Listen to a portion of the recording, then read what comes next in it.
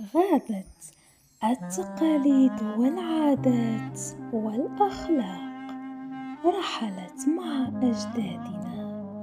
أصبح الزفاف مسرحية متعددة الحلقات بوجود مخلوقات عجيبة.